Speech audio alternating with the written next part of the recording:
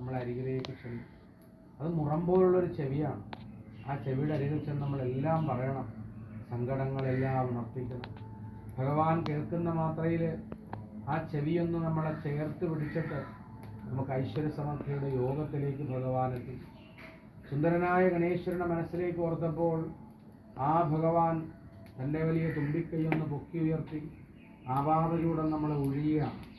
ആ തുമ്പിക്കൈയുടെ സ്പർശഗന്ധം കൊണ്ട് നമ്മുടെ പാപങ്ങളെല്ലാം ഒഴിഞ്ഞു പോകും, ശാപങ്ങളെല്ലാം ഒഴിഞ്ഞു മാറും, താപങ്ങളെല്ലാം അണഞ്ഞു മാറും എൻ്റെ ഭഗവാൻ എന്ന് തന്നെ പ്രാർത്ഥിക്കും. ആ സമയത്ത് ഭഗവാൻ തുമ്പിക്കൈയിൽ കരുതി വെച്ചിരിക്കുന്ന അമൃതകുംഭത്തെ നമ്മുടെ ശിരസിലേക്ക് ധാരയായിട്ട് അഭിഷേകം ചെയ്യും. ആ അഭിഷേക തീർത്ഥജലങ്ങൾ ഓരോന്നും ശരീരത്തിൽ വീഴുന്ന മാത്രയിൽ പാപജടിലമായ ശരീരത്തിൽ നിന്ന് മോചനം ഉണ്ടാകുന്നു, രോഗജടിലമായ ശരീരത്തിൽ നിന്ന് മോചനം ഉണ്ടാകുന്നു, കലഹജടിലമായ ശരീരത്തിൽ നിന്ന് മോചനം ഉണ്ടാകുന്നു. ഐകമത്യത്തോടെ, ഐശ്വര്യത്തോടെ, സമൃദ്ധിയോടെ, ഈശ്വരീയമായ ചിന്താഗതികളോടെ ഭഗവാനെ വർണ്ണിച്ച് നമ്മൾ പ്രാർത്ഥിക്കുമ്പോൾ മാത്രമേ നമ്മുടെ ജീവിതം ധന്യമാകുകയുള്ളൂ. അങ്ങനെയുള്ള ഭഗവാനെ മനസ്സിലേക്ക് ഓർത്തിട്ട് എല്ലാ ദുഃഖസന്ധികളും മാറണമെന്ന് പ്രാർത്ഥിച്ചുകൊണ്ട്, എല്ലാ ദുരന്തങ്ങളും മാറണമെന്ന് പ്രാർത്ഥിച്ചുകൊണ്ട് ഭഗവാന് മുമ്പിലേക്ക് പ്രാർത്ഥിക്കുമ്പോൾ ഭഗവാന്റെ സുന്ദര ശരീരത്തിൽ ഒരു മുറിഞ്ഞ കൊമ്പ് കാണാൻ പറ്റും. ഇത്രയും സുന്ദരനായ ഗണേശ്വരൻ, എല്ലാ പാപങ്ങളെയും സംഹരിക്കുന്ന ഗണേശ്വരൻ, എന്തിനാണ് ഈ മുറിഞ്ഞ കൊമ്പ്? ആ മുറിഞ്ഞ കൊമ്പ് നമ്മളെ പഠിപ്പിക്കുന്നത്, നീ ധനാഢ്യനാവട്ടെ, സുന്ദരനാവട്ടെ, സൗഭാഗ്യവാനാവട്ടെ, എല്ലാ മേഖലകളിലും ഉയർന്ന് വിരാജിക്കുന്ന ഒരാളാവട്ടെ, ഒരിക്കൽ പോലും എന്ത് പാടില്ല, ശമദമാദികളെ നീ കൂട്ടുവാൻ പാടില്ല, അതിനെ നിഗ്രഹിക്കണം. അത് അഷ്ടരാഗങ്ങളായി നിന്റെ ശരീരത്തിൽ പേരുമ്പോൾ അത് നിനക്ക് ദുരന്തത്തെ പ്രദാനം ചെയ്യും. അഷ്ടരാഗങ്ങൾ ഏതൊക്കെയാണ്? കാമക്രോധലോഭം മോഹ മതമാത്സര്യാദികൾ, ഡംബകുശുംഭ അസൂയ എന്ന 8 രാഗങ്ങളായിട്ട് മാറും. കാമത്തിൽ നിന്ന് ക്രോധമുണ്ടാകുന്നു, കാമം ആഗ്രഹമാണ്. ആഗ്രഹത്തിൽ നിന്ന് ക്രോധമുണ്ടാകുന്നു, അതിൽ നിന്ന് ലോഭമുണ്ടാകുന്നു, അതിൽ നിന്ന് മോഹമുണ്ടാകുന്നു. ഇതിനെല്ലാം കൂടെ വരുമ്പോഴാണ് മതമാത്സര്യം കടന്നു വരിക. പിന്നീട് ഡംബായും കുശുംബായും അസൂയയായും ഒക്കെ വരുമ്പോൾ അതിനെയൊക്കെ ഭഗവാൻ പറഞ്ഞ് എന്താണ്, നീ അതിനെയൊക്കെ ഒടിച്ചു കളയണം. നിനക്കത് തീർച്ചയായും നിന്റെ ശരീരത്തിൽ നിന്ന് ഉയർന്നു നിൽക്കുമ്പോൾ നിന്റെ സൗന്ദര്യത്തിന് അത് ക്ഷയമായിട്ട് മാറും, നിന്റെ ശരീരത്തിന് ദുരന്തമായിട്ട് മാറുമെന്ന് ഭഗവാൻ നമ്മളെ പഠിപ്പിച്ചത്.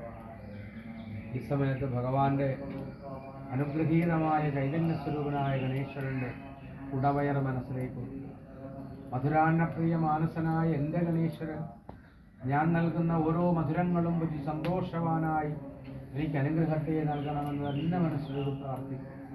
ഭഗവാനെ മനസ്സിൽ പൂർണ്ണമായും ആവാഹിച്ച് നമ്മൾ പ്രാർത്ഥിക്കുമ്പോൾ പാപജടിലമായ ദുരവസ്ഥകളെല്ലാം ദൂരേക്ക് മാറി ചൈതന്യത്തിൻ്റെ പ്രഭാവത്തിലേക്ക് ശരീരവും മനസ്സുമെത്തി കർമ്മദോഷങ്ങളെല്ലാം വിട്ടകന്ന് സർവ്വസൗഭാഗ്യപൂരിതമായ അവസ്ഥയിലേക്ക് മനസ്സെത്തുന്നുവെന്ന് പ്രാർത്ഥിക്കുക.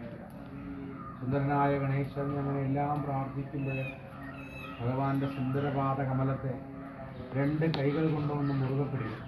എന്നിട്ട് ശിരസെന്ന ഭഗവാന്റെ കാൽപാദത്തിലേക്ക് അർപ്പിക്കും. കണ്ണുനീര് കൊണ്ട് ഭഗവാന്റെ കാൽപാദത്തെ കഴുകണം. എൻ്റെ ഭഗവാൻ, നീ എനിക്ക് ദയാലുവാണ്, കരുണാമയനാണ്, കാരുണ്യത്തിൻ്റെ സ്വരൂപമാണ്, ദേവദേവ ദേവേശ്വരനാണ്. അങ്ങനെയുള്ള ഗണേശ്വര, രാജയോഗ പ്രമാണിയായ ഗണേശ്വര, രാജകീയ സുഖങ്ങളുടെ അനുഗ്രഹ സ്വരൂപനായ ഗണേശ്വര, നീ എനിക്ക് ചൈതന്യത്തിൻ്റെ പ്രഭാവം നൽകണം എന്ന് തന്നെ മനസ്സിലോർത്ത് നമ്മൾ പ്രാർത്ഥിക്കുക. ഇനി വീണ്ടും ശ്വാസം കൊടുത്തോളൂ. ഈ ക്ഷേത്രത്തെ മനസ്സിലേക്ക് ഓർക്കുക, നമ്മുടെ ഓരോരുത്തരെയും മനസ്സിലേക്ക് ഓർക്കുക. പാപങ്ങളെല്ലാം ഒഴിഞ്ഞു മാറുന്നതായി സങ്കല്പിക്കുക.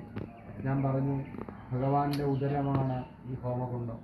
ഇവിടെ എന്തിട്ടാലും ലഭിച്ചു മാറും. അതാണ് ഗണേശ്വരൻ. അദ്ദേഹത്തിന് മുമ്പിൽ എന്താണ് സമർപ്പിക്കുക, ആ സമർപ്പണങ്ങളെല്ലാം അവിടെ ദഹിച്ചങ്ങനെ ഇല്ലാതാകും. അങ്ങനെ ഇല്ലാതാകുമ്പോൾ നമ്മുടെ ദുരിതങ്ങളാണ് അവിടെ നിന്ന് മാറും. ചൈതന്യത്തിൻ്റെ പ്രഭാവമായി നമ്മുടെ മനസ്സും ശരീരവും മാറും. മധുരാന്നപ്രിയ മാനസനാഥൻ എൻ്റെ ഗണേശ്വരനെ ഞാൻ എല്ലാ നിവേദ്യങ്ങളും നൽകുമ്പോഴും എൻ്റെ ഭഗവാനെ നീ എനിക്ക് തുണയായി വരണം എന്ന് തന്നെ മനസ്സിലാക്കുക. നമ്മുടെ ദുഃഖട സന്ധികളെല്ലാം ഇല്ലായ്മ ചെയ്യുവാൻ ശക്തിയുടെ പ്രതീകമായ ഗണേശ്വരൻ നമ്മളോടൊപ്പമുണ്ടെന്ന് സങ്കല്പിക്കുക. അതുകൊണ്ടാണ് പറഞ്ഞത്, മനസാ വാചാ കർമ്മണ നീ എന്നെ പ്രാർത്ഥിക്കണം. മനസ്സിൽ നീ എന്നെ കാണണം, വാക്കിൽ നീ എന്നെ കാണണം, കർമ്മത്തിൽ നീ എന്നെ കാണണം. ഇവിടെ ഇല്ലാത്തവരെയൊക്കെ മനസ്സിലോർത്തോളൂ, വരാൻ പറ്റാത്തവരെയൊക്കെ മനസ്സിലോർത്തോളൂ. അവരൊക്കെ ഇവിടെ ഉണ്ടെന്ന് കരുതുക. എല്ലാ ദുരിതങ്ങളും മാറുന്നതായിട്ട് സങ്കല്പിക്കുക. പാപത്തിൻ്റെ ദുരവസ്ഥകൾ മാറി, ദുഃഖട സന്ധികളിൽ നിന്ന് മാറി ഭഗവാൻ ചൈതന്യ പ്രഭാവമായി നമുക്ക് അനുഗ്രഹമായി വരുമെന്ന് സങ്കല്പിക്കുക. ഗണേശ ഹോമം നടക്കുമ്പോൾ ഗണപതി മാത്രമല്ല അവിടെ വരിക, 33 ദേവഗണങ്ങളും അങ്ങനെ നിറഞ്ഞു നിൽക്കും. ആ നിറഞ്ഞു നിൽക്കുന്ന ശക്തിയുടെ പ്രതീകത്തെ മനസ്സിലേക്ക് ആവാഹിക്കും.